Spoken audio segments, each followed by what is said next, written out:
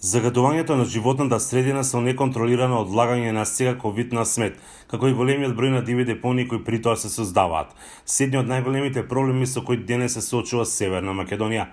Поради тоа, бројни граѓански организации и еколошки активисти преземаат акции за надминување на ваквата состојба. Има многу иновативни решенија, како оној на Центарот за одржлив развој на заедниците од Дебар.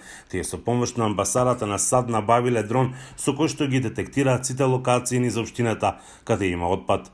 Ние имаме проект кој се финансира од Америчка амбасада, се вика Еко Дрон Патрола, и ние со дрон го мониторираме пошироко Дебарскиот регион, каде има загадување, и тие ги пријавуваме загадувањето во општината, во јавното комунално пријателје, исто и ги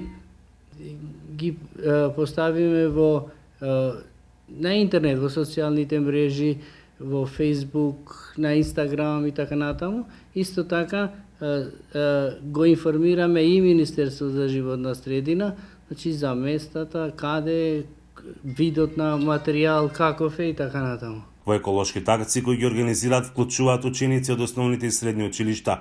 Целта е, велат, идентификување, алармирање, информирање на надлежните, мобилизирање на заедницата и подигнување на јавната свест. Амбасадата на САД го поддржува и патоказот за екопаметна општина, проект кој го спроведува Центарот за климатски промени од Скопје. Идејата е да се промовира одржливото живење, создавање функционален систем за управување со отпад и интегрирање на сите сектори кои допринесуваат за заштита на животната средина и ублажување на ефектите од климатските промени. Во истиот се вклучени општините Струмица и Аеродром. Во општина Струмица започнуваме со пилот проект за селекција на комунален отпад, односно отпад од пакување или отпад од пластика.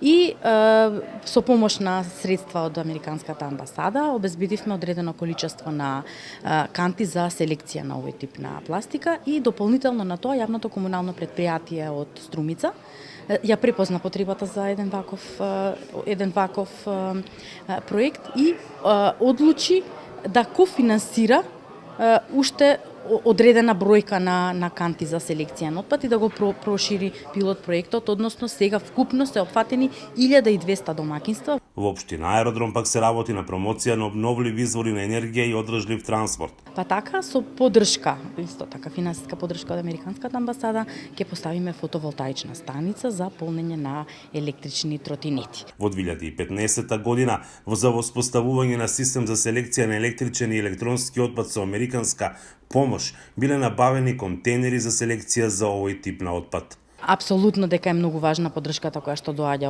од Американската амбасада, затоа што освен на ова, ние се фокусираме и на едукација, односно едукација на најмладите. Ќе имаме бројни настани за едукација на учениците од неколку основни училишта. Се тоа има за цел да им ги промени навиките на граѓаните за депонирање на отпад, да ја подигне свеста за важноста од негова селекција и да ги зголеми приходите од продажба на отпадна пластика.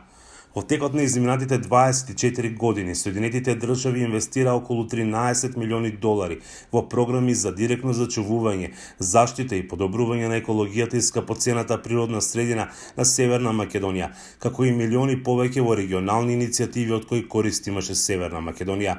Програмите се движат од активност на УСАИД за рециклирање која ги подобри стапките на рециклирање во 24 општини за 41%, до успешно спроведување на програми за едукација за животната средина во повеќе од 30 училишта низ целата земја.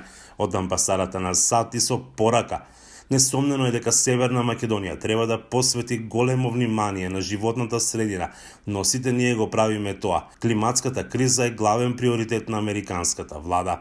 За Гласот на Америка од Охрид, Мики Трајковски.